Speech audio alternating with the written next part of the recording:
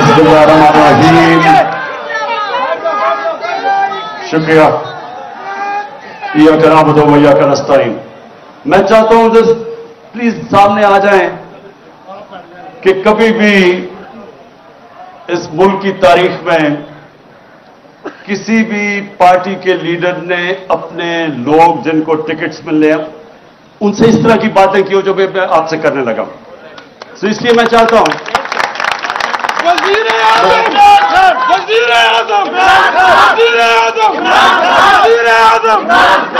और इसलिए शुक्रिया। मेरा मकसद आज आपको बुलाना बड़ा खास मकसद है। जरा मेहरबानी करके तब खामोशी से सुनना आपने मेरी बात, खामोशी से, आराम से, तहम्मुल से, खामोशी से, क्योंकि हमारा मुल्क अपनी तारीख के उस मरहले पे खड़ा कि ये दोनों तरफ जा सकता है। ये वो जो पाकिस्तान की ख्वाब है जिसके लिए इतने लोगों ने कुर्बानियां दी, ये उस ख्वाब की तरफ भी जा सकता है और ये तबाही की तरफ भी जा सकता है। नमाज में हम ये कि अल्लाह से मांगते हैं कि अल्लाह उनके रास्ते पे लगा जिनको तूने नेमतें बख्शी, उनके लिए जो तबाही के रास्ते पे चले गए। हर वक्त इंसान को इन दो रास्तों के अंदर फैसला करना पड़ता है। नमाज ही आप इसलिए पढ़ते हैं, नहीं तो नमाज क्यों पढ़े? नमाज में तो अल्लाह से एक चीज मांगते हैं, बाकी तो उसका शुक्रिया अदा करते हैं, उसकी तारीफें करते हैं। मांगते तो आप वो रास्ता है जो इंसान की अजमत का रास्ता है, वो नहीं जो तबाही का रास्ता है। उससे बचाने के लिए आज हमारा मुल्क उधर खड़ा है। ये याद रखें कि आने वाली इस मुल्क की नस्लें, अगर आप इस जद्दोजहद में कामयाब हो गए तो वो आपको वो लोग समझेंगे कि जिन्होंने कायदे-आज़म का पाकिस्तान बनाया। वक्त है इसकी अहमियत आपने आप पहचाननी। मैंने इसलिए आपको आज यहां बुलाया कि अमूमन तो पार्टीज, हम सबके सामने क्या होता है, हमारी कोशिश होती है कि मैं इलेक्शन जीत जाऊं, उसके बाद इलेक्शन जीत के मैं अपना डिप्टी कमिश्नर, अपना थानेदार रखवा लूं, पटवारी। उसके बाद कोशिश होती है शायद वजीर बन जाऊं। वजीर बन के सोचता हूं मेरे लिए क्या बेहतरी है, मैं अपने आप को बेहतर कैसे कर सकता हूं, अपने हल्के का सोचूं, डेवलपमेंट फंड लगाऊं ताकि मैं अगला इलेक्शन जीत जाऊं। पाकिस्तान की तो यह सियासत रही है। मेरे 26 साल में मैं हमेशा देखता रहा कि हमारी क्यों नहीं लोगों को समझ आती कि हम क्यों पीछे रह गए, दुनिया आगे चली गई है। मैंने 26 साल में क्या देखा कि हिंदुस्तान हमारी आंखों के सामने आगे निकला। 80 की दहाई तक, अब मैं जब हिंदुस्तान मैच खेल के आता था पाकिस्तान तो लगता था एक गरीब तरीन मुल्क से मैं अमीर मुल्क में आ गया हूं। 90 की दहाई में अपनी आंखों के सामने उनको आगे निकलते देखा। लेकिन जो सबसे तकलीफदेह चीज हमारे लिए होनी चाहिए कि बांग्लादेश, जब वो बांग्लादेश बना था, मुझे अभी भी याद है, कहते थे जी देखे शुक्र है पैदा हुआ, हमारे ऊपर बोझ था। आज बांग्लादेश आगे निकल गया। और जिधर इन्होंने पहुंचा दिया पाकिस्तान, ये वक्त है आप सबके ऊपर अल्लाह ने बड़ी जिम्मेदारी लगाई कि इस वक्त पे अगर हम सही माने में जद्दोजहद कर गए तो ये हम अब मुल्क को निकाल देंगे। क्योंकि अल्लाह का सबसे बड़ा करम मुल्क पे हो गया है कि इन पाकिस्तानियों में शऊर पैदा हो गया है, जाग गई है कौम।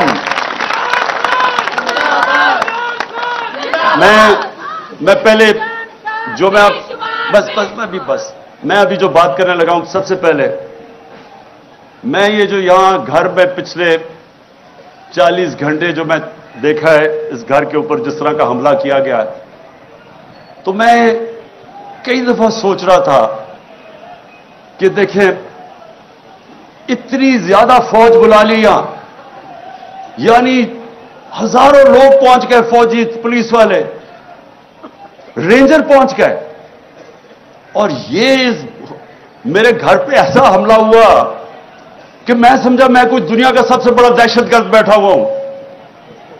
यानी आर्मर्ड कार मंगवा ली। आर्मर्ड कार सोचते हैं कि एक पॉलिटिकल आदमी है, 50 साल से कौम मुझे जानती है, 50 साल से मुझे जानते, किसी और पाकिस्तानी को इतना देर से नहीं जानते। एक दफा मुझे कोई बताए कि मैंने कभी कानून तोड़ा हो।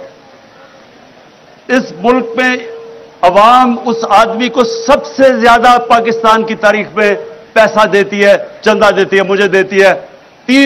तीसरा अस्पताल वहां सबसे बड़े खैराती इदारे हैं इस मुल्क की तारीख में। एक यूनिवर्सिटी नमल, दूसरी अभी अल कादर, सब खैराती गरीबों के लिए। और जो सबसे बड़ी पॉलिटिकल पार्टी का हेड हो, उसको फौज पकड़ने आ जाती है लोगों की, ये पुलिस की और रेंजर्स की। जुर्म क्या आता था कि पहले सब समझ जाएं कि प्रोपेगेंडा हो रहा है और असल क्या है। जुर्म यह था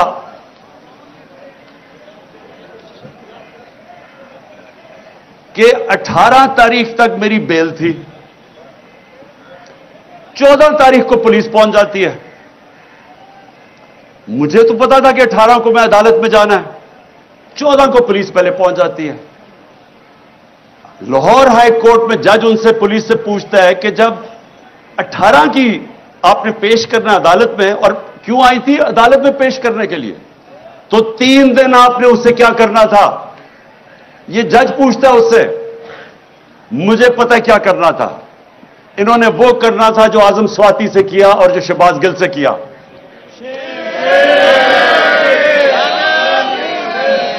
और जो बदतरीन इस मुल्क की तारीख का, जो मेरी जिंदगी में मैंने ऐसा वाकया नहीं देखा, जो इन्होंने उस दरवेश,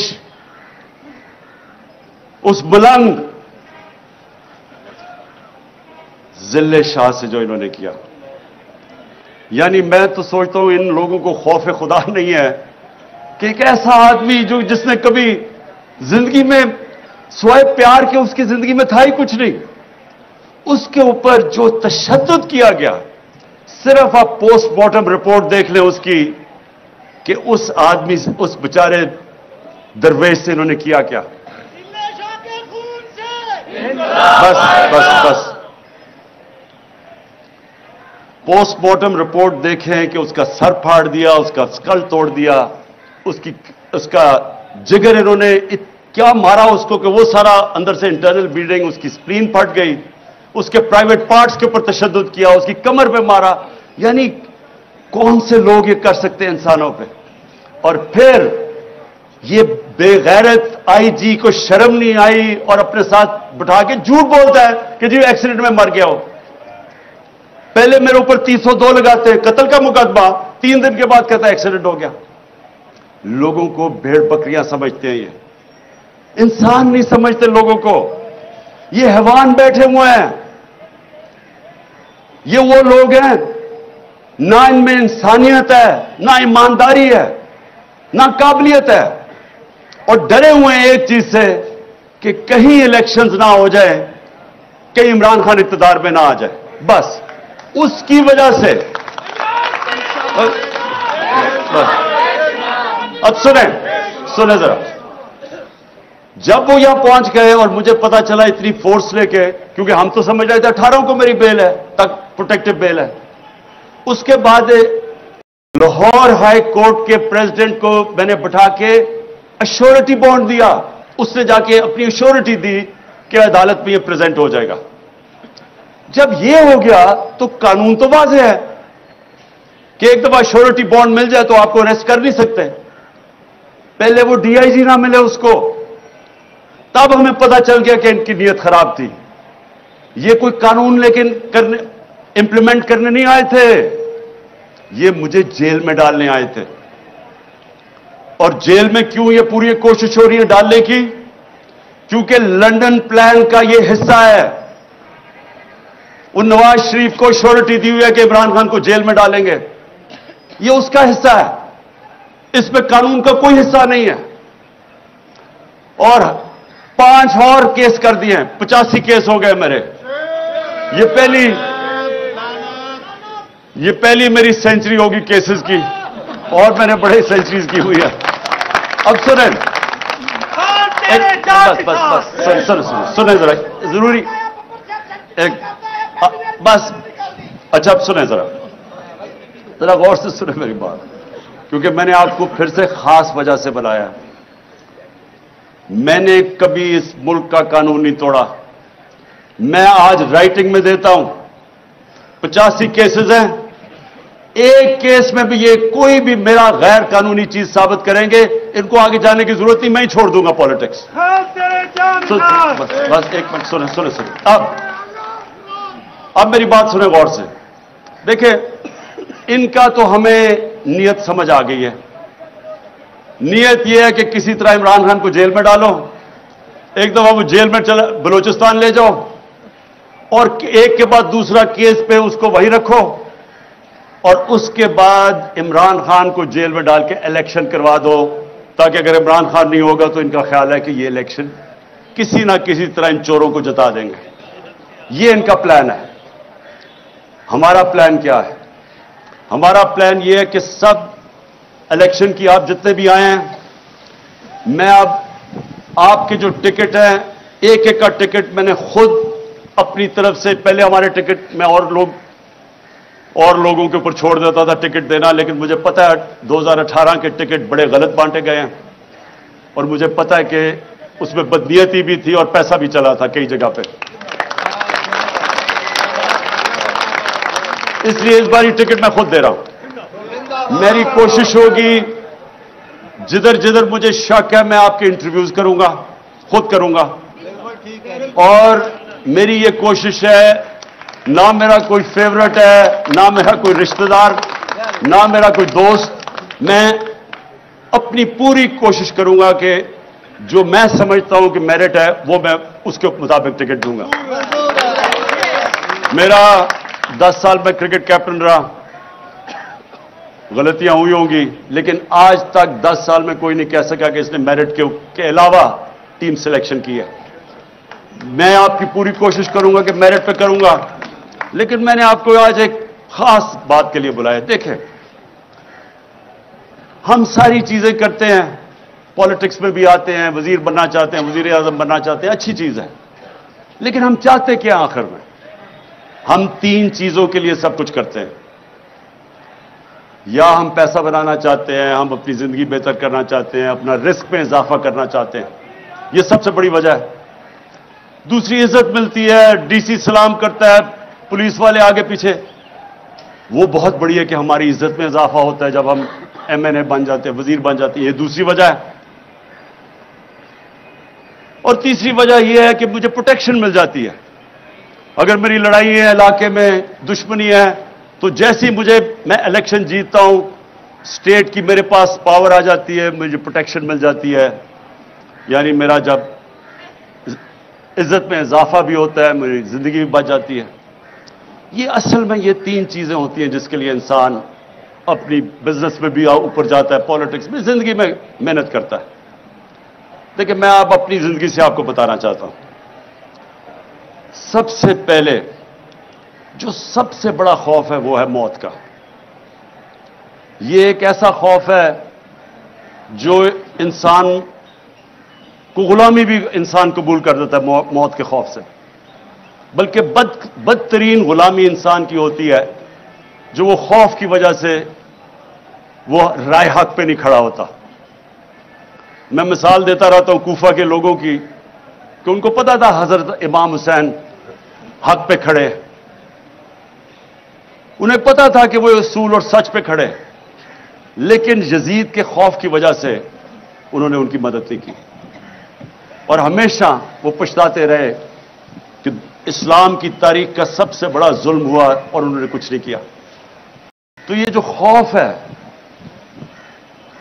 जब मैं मदीना की रियासत की मिसाल देता हूं तो अपने बच्चों को जरूर बताएं कि दुनिया की तारीख का सबसे बड़ा इनकलाब आया था, और यह तारीख का हिस्सा है।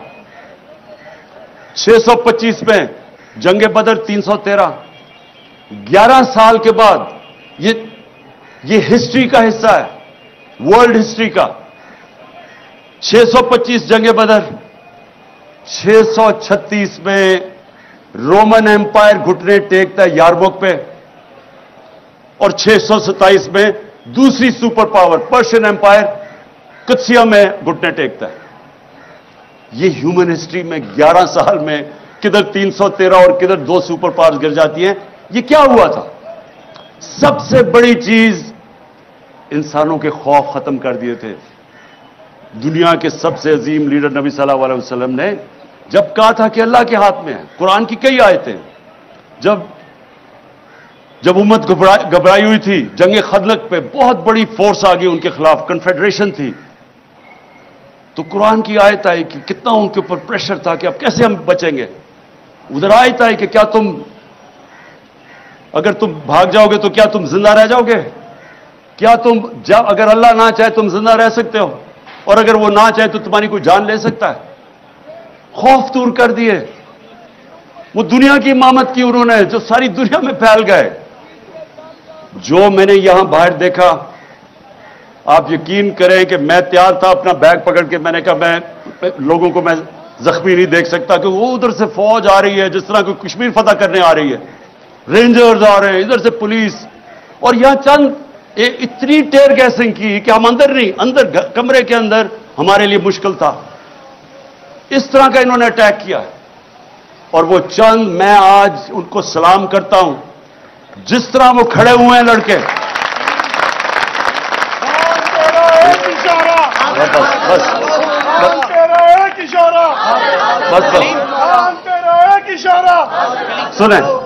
सुने वो क्यों वो खड़े हुए? मैं जब यहां से तैयार था, मैंने कहा मैं अब जाता हूं, पुलिस को पकड़ाता हूं। वो सारे ने दीवार बन के खड़े हो गए कि नहीं आपने नहीं जाना, ये आपको तशद्दुद करेंगे, मार देंगे, जहर दे देंगे जेल में। वो खड़े हो गए सारे। और जो वो लड़े हैं, मैं आपको बताऊं, इतनी पुलिस बंदूकें चला रहे हैं। वो बेचारी समाबिया, वो देख रहे हो औरत आ रही है, निशाना लेके उसके ऊपर वो कारतूस चलाता है। यानी ये किधर होता है ऐसे? वो कौन से हम जुल्म कर रहे थे, क्या कर रहे थे? पॉलिटिकल लोग हैं, पाकिस्तानी हैं। आप देखिए, या तो वो लग रहा था फलस्तीन है, और या लग रहा था मकबूजा कश्मीर है। यानी किस तरह के, जब मैं कह दिया कि मैं अदालत में जा रहा हूं, मैं किस लिए आ रहे थे कि 18 में अदालत में जा रहा, मैंने कहा कि मैं जाने के लिए तैयार हूं, श्योरिटी बॉन्ड था, उसके बावजूद इन बदनीयत थे, जेल में ले जाना चाहते थे, इन्होंने अदालत में पेश नहीं करना था। इनका प्लान, वो लंदन प्लान ये है कि इमरान खान को, वो जो भगौड़ा बैठा हुआ है, उतना डरा हुआ है कि पहले इमरान खान को जेल में डालो फिर मैं आऊंगा। उसको मैं आज कह दूं लंदन में कि मुझे जेल में भी डालो ना, जो नवाज शरीफ तुम्हारा इस बार इस्तकबाल होगा, तुम्हारे होशोबाज उड़ जाएंगे।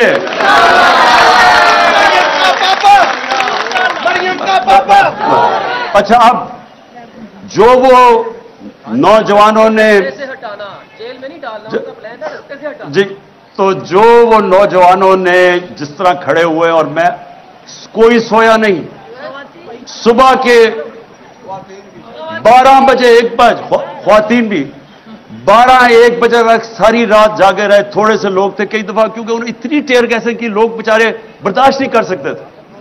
उसके बावजूद जिस तरह, जिस जज्बे और जुनून से खड़े हुए हैं, मैं आज उनको सिर्फ इसलिए सलाम करता हूं कि ये जो याद रखें, कोई चीज जज्बे और जुनून और ईमान का मुकाबला नहीं कर सकता। चाहे आप सबसे 5000 पुलिस जमा करके ले आए और रेंजर्स कर लें, और रेंजर्स, यानी रेंजर्स का क्या काम है कि पॉलिटिकल लोगों के ऊपर वो पहुंच जाए, वो हमें इस तरह करे जिस तरह कि हम कोई दुश्मन है। ये कौम अपनी फौज से क्यों प्यार करती थी? इसलिए करती है कि वो समझते हैं कि ये हमें दफा करेंगे। तो क्या हम कोई दुश्मन है मुल्क के?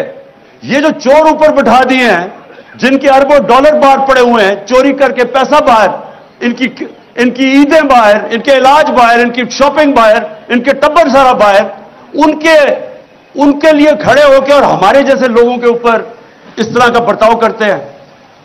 ये तो अपने मुल्क में नफरतें फैला रहे हैं, अपनी सबसे बड़ी पार्टी को अपने इदारे के खिलाफ खड़ा कर रहे हैं। ये तो कोई दुश्मन दुआ करेगा कि पाकिस्तान में यह हो जाए। यही इस पाकिस्तान में हुआ था।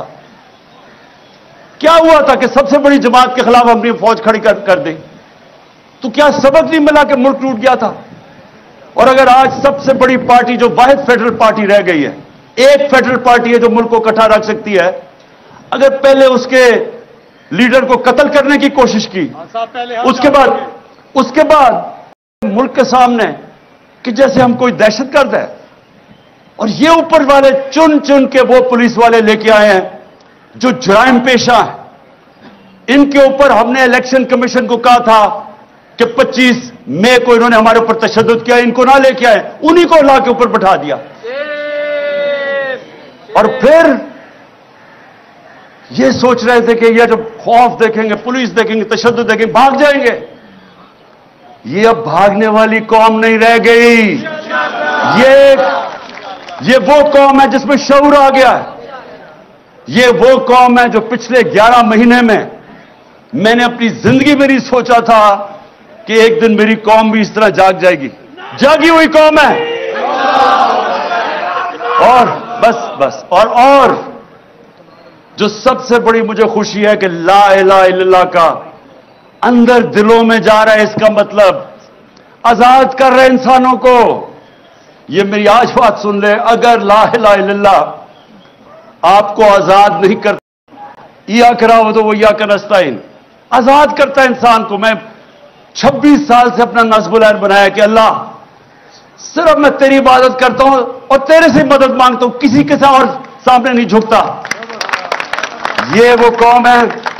मैं आपको बताऊं कि गवर्नमेंट आती जाती है, इलेक्शन जीते हार होती है, लेकिन जब अवाम एक कौम बन जाती है उसको कोई शिकस्त नहीं दे सकता। जर्मनी और जापान तबाह हो गई थी दूसरी जंग अजीम के बाद, 10-10 सालों में फिर खड़े हो गए और अजीम कौमें बन गई, क्योंकि कौम है। हम अभी तक कौम ही नहीं बने थे। ये तो मैं हाजी साहब का खास शुक्रगुजार हूं कि उसने हमारी गवर्नमेंट, मुझे तो शुक्र अदा करना चाहिए जो कि उसने कौम को जगा दिया। गवर्नमेंट से जाए कौम तो बना दिया उसने हमें। इसलिए सुने, सबसे पहले मौत का खौफ, फिर इज्जत। अब ये सुने, मैं जब से पॉलिटिक्स में हूं 26 साल, जितनी मेरी किरदार कुशी की गई है इस मुल्क में, मैं गारंटी करता हूं कि कभी किसी की नहीं की गई। मुझे तो खैर इन्होंने क्या क्या नहीं किया, किताब छुपा दी पिछली इलेक्शन से पहले किसी से पैसे देके, हर का इन्होंने जो मेरे ऊपर उछाला है गंद। मुझे सिर्फ तकलीफ यह है कि बुशरा बेगम को जो इन्होंने एक प्लान तरीके से उनके खिलाफ कैंपेन चलाई है, एक वो खातून। मैं अपनी जिंदगी में अगर किसी इंसान को समझाऊं कि वो मेरे से बहुत आगे है ईमान में, वो बुशरा बेगम है। अब उसकी जो किरदार कुशी की गई, जो खातून ना कभी डिनर पे जाती है, ना किसी शादी पे गई है 5 सालों में, ना कोई बार लंदन गई है, ना कोई शॉपिंग का शौक है, ना कोई बैंक अकाउंट है, उसके ऊपर जो उन्होंने किया प्लान करके। लेकिन मैं ये आपको बताना चाहता हूं कि देखिए, मैं आपके सामने वो इंसान खड़ा हूं जो साबित करता है कि इंसानों के हाथ में इज्जत नहीं है। अगर इंसानों के हाथ में होता तो जितना इनका पैसा है, सारी तो तकरीबन टीवी चैनल्स खरीद चुके हैं। ये हर रोज वो हमारे जिल्लत ज्यादा मिलती है अगर आप जो लोगों से वादा करें वो पूरा नहीं करते।